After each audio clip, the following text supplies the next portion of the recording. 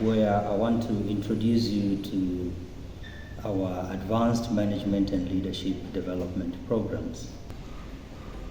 So one of the key questions which people normally ask when we introduce our training modules, the 3 trainings like leading for growth and effectiveness, and mastering your growth and effectiveness, and design your future. The key question has been into what do you mean by growth, and why do you say leading for growth?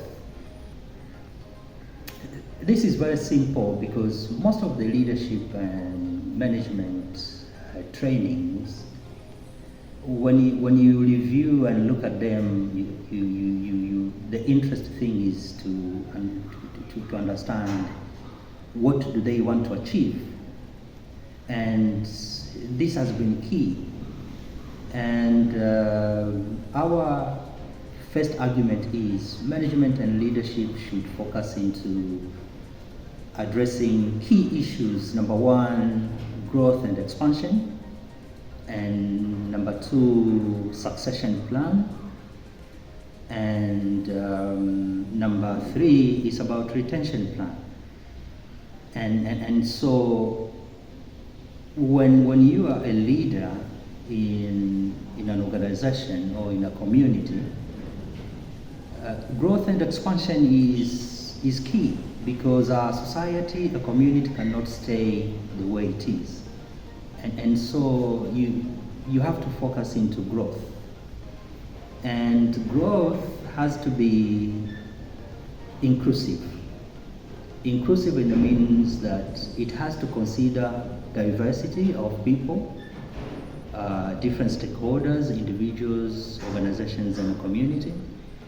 It has to include different actors at local, at national, at regional, at global.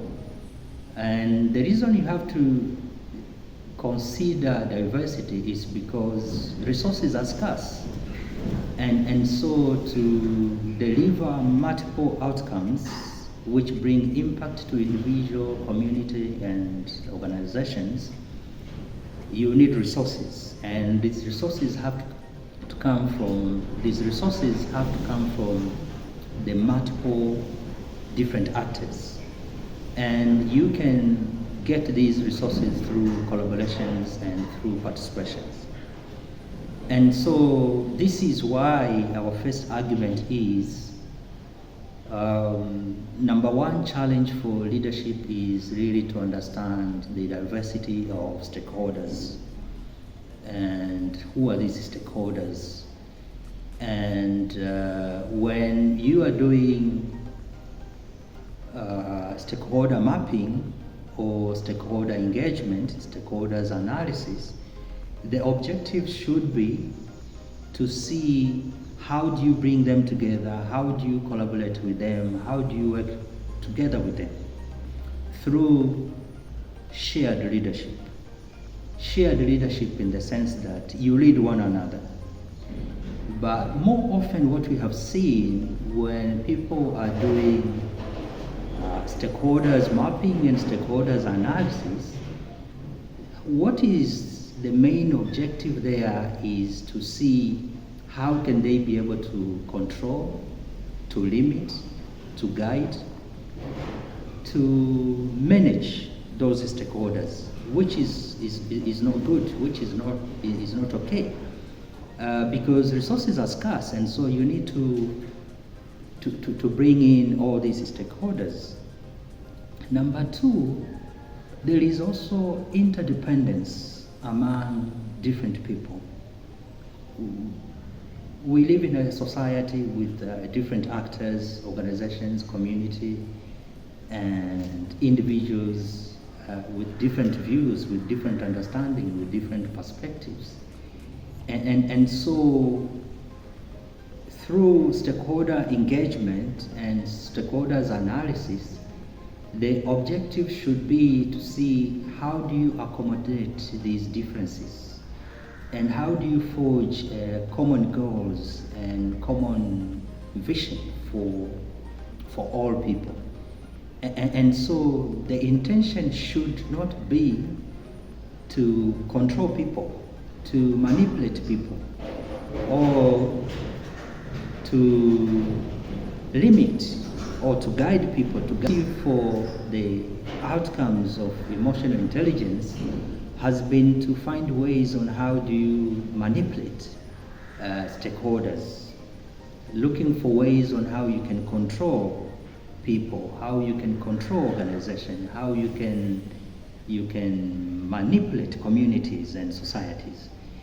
And so the objective has to be really different. The objective has to be to find ways to integrate, because there is coexistence, because there is interdependence. We need one another. And these are global perspectives where inclusive is key. And the growth has to be green.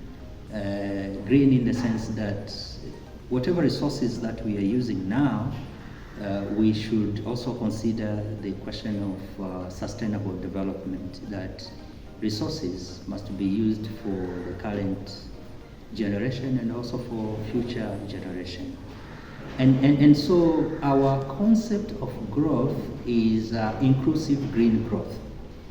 And inclusive means that even those people in the society or in the community who cannot speak, those who are weaker individuals because of any reasons, they should be included when you are thinking. Even those who cannot defend, even those who cannot defend themselves need to be factored into the decision making.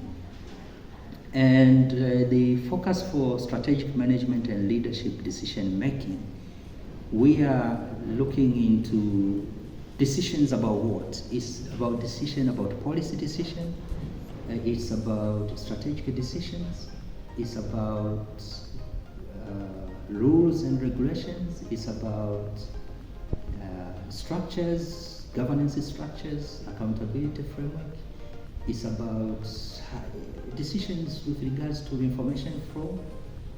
It's all these kind of decisions which leaders are making on a day-to-day basis that we are interested in.